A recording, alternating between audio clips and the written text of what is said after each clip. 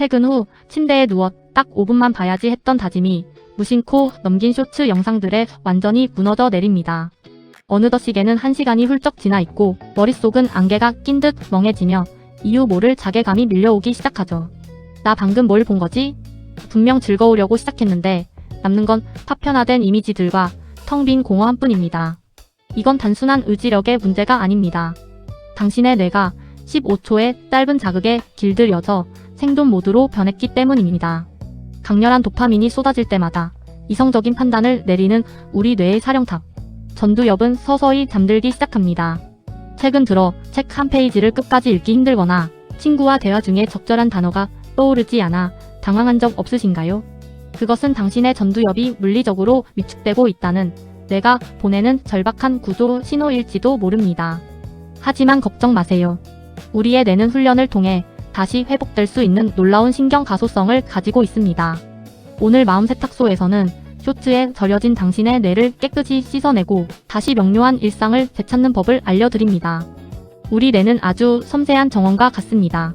하지만 쇼츠는 그 정원의 몇 호마다 수천 발의 폭죽을 터뜨리는 것과 같죠. 이 현상을 뇌과학에서는 팝콘 브레인이라고 부릅니다.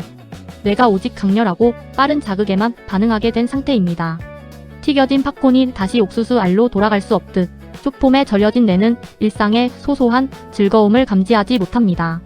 책을 읽거나 산책을 할 때 느껴지던 은은한 행복감은 이제 지루함이라는 고통으로 치부되기 시작합니다. 왜 이렇게 재미없지? 뇌는 더 센 자극, 더 빠른 화면 전환을 갈구하며 도파민 수치를 비정상적으로 높입니다. 뇌의 보상 회로가 고장나면서 우리는 무언가에 집중하는 능력 자체를 상실하게 되는 것입니다. 연구에 따르면 팝콘 브레인 상태의 뇌는 전두엽의 회백질 밀도가 낮아져 이성적인 판단력이 현저히 떨어집니다. 감정을 조절하고 미래를 계획하던 당신의 사령탑이 에너지를 잃고 쪼그라들고 있다는 뜻입니다. 이제 당신의 뇌가 내지르는 소리 없는 비명에 귀를 기울여야 할 때입니다. 더 늦기 전에 말이죠. 쇼츠를 넘기는 순간 당신의 이성은 잠시 꺼집니다. 뇌의 사령탑인 전두엽이 작동을 멈추기 때문이죠. 전두엽은 멈추고 원초적인 쾌락을 쫓는 변형계가 뇌의 주도권을 완전히 장악하게 됩니다. 이 상태에서는 그만 봐야지라는 합리적 판단이 불가능해집니다. 브레이크가 고장난 자동차와 같죠. 15초의 짧은 자극은 전두엽이 정보를 처리할 틈조차 주지 않고 뇌를 수동적인 상태로 만듭니다. 마치 씹지 않고 삼키는 음식처럼 뇌는 영양가 없는 자극에만 익숙해지며 점차 게을러집니다. 스스로 생각하고 결정하는 힘인 실행 제어 능력은 이 과정에서 속수무책으로 무너져 내립니다. 더 심각한 것은 전두엽이 물리적으로 얇아진다는 사실입니다. 당신의 의지력 저장소가 줄어드는 것이죠. 생각의 근육이 빠져나간 자리는 불안과 무기력이라는 독소가 차곡차곡 쌓이게 됩니다. 지금 당신의 전두엽은 깊은 침묵에 빠져 있습니다. 이제는 이 사령탑을 다시 깨워야 할 시간입니다. 쇼츠 15초는 뇌에 내리꽂히는 강렬한 도파민 번개입니다. 찰나의 쾌락은 뇌의 수용체를 마구 두드리며 비정상적인 스파이크를 만듭니다. 문제는 이 자극이 끝난 뒤에 찾아오는 급격한 추락, 도파민 크래시입니다. 뇌는 이 공허함을 견디지 못하고 더 강한 자극을 달라고 비명을 지릅니다. 이제 일상의 소소한 성취는 뇌에게 아무런 자극도 주지 못합니다. 독서나 공부 같은 느린 보상은 뇌에게 고통에 가까운 지루함이 됩니다. 결국 당신의 뇌는 스스로 행복을 만드는 능력을 상실하고 맙니다. 오직 외부의 자극에만 반응하는 수동적인 뇌로 전락하는 과정이죠. 이 중독의 고리를 끊지 못하면 당신의 의지는 영영 깨어나지 못할 수도 있습니다. 당신의 뇌는 이미 여러 차례 조용한 경고를 보냈습니다. 그 단어가 뭐였지? 쉬운 단어조차 입가에서 맴돌기만 합니다. 긴 글을 읽을 때면 줄거리가 머리에 들어오지 않고 튕겨나갑니다. 집중력은 1분을 넘기지 못하고 손은 자기도 모르게 폰을 향하죠. 사소한 일에도 쉽게 짜증이 나고 감정 조절이 어려워지셨나요? 이것은 성격의 결함이 아니라 전두엽이 보내는 절박한 구조 신호입니다. 정보를 처리하던 뇌의 회로가 과부하로 타버리기 직전의 상태입니다. 무기력함은 게으름이 아니라 뇌가 파업을 선언한 결과입니다. 이 전조 증상을 무시한다면 당신의 뇌는 영영 팝콘처럼 굳어버릴지 모릅니다. 두려워하지 마세요. 우리 뇌는 다시 변할 수 있습니다. 이것을 신경 가소성이라고 부릅니다. 뇌는 죽을 때까지 성형이 가능하죠. 망가진 회로를 끊어내고 새로운 길을 내는 뇌의 놀라운 생명력입니다. 쇼츠를 멈추는 그 순간부터 뇌의 복구 작업은 즉시 시작됩니다. 쪼그라들었던 전두엽에 다시 신선한 에너지가 공급됩니다. 21일만 꾸준히 훈련하면 뇌의 물리적인 구도마저 바꿀 수 있습니다.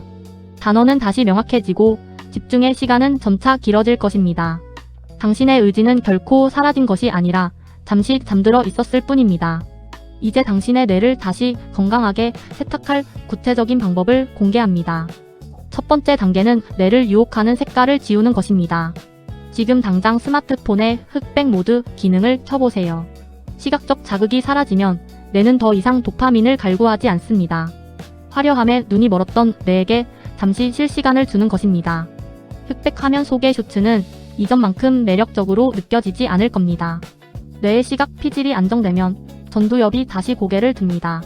물리적인 환경을 바꾸는 것만으로도 중독의 50%는 해결됩니다. 당신의 눈을 자극하던 화려한 감옥에서 스스로 걸어 나오세요.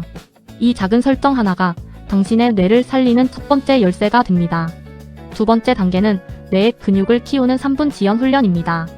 쇼츠를 보고 싶은 강한 충동이 들 때 딱 3분만 타이머를 맞춰보세요.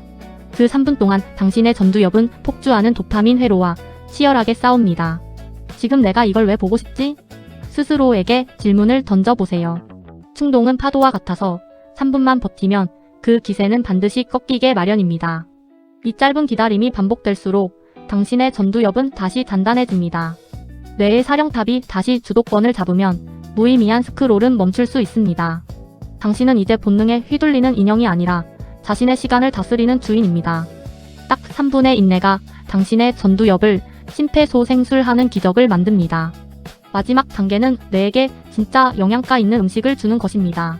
쇼츠 같은 수동적 자극 대신 뇌를 직접 움직이는 능동적 자극이 필요하죠.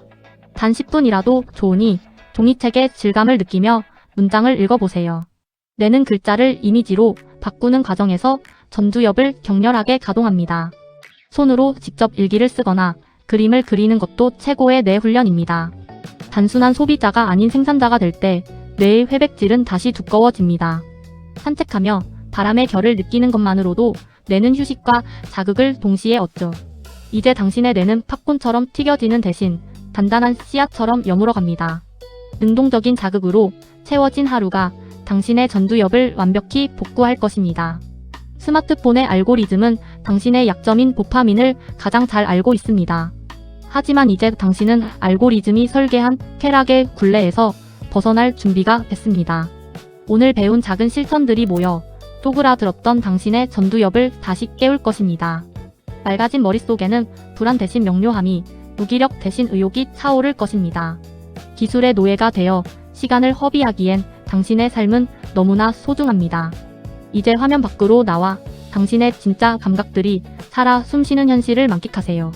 마음의 얼룩을 지우고 뇌를 건강하게 세탁하는 일, 혼자라면 어렵지만 함께라면 가능합니다.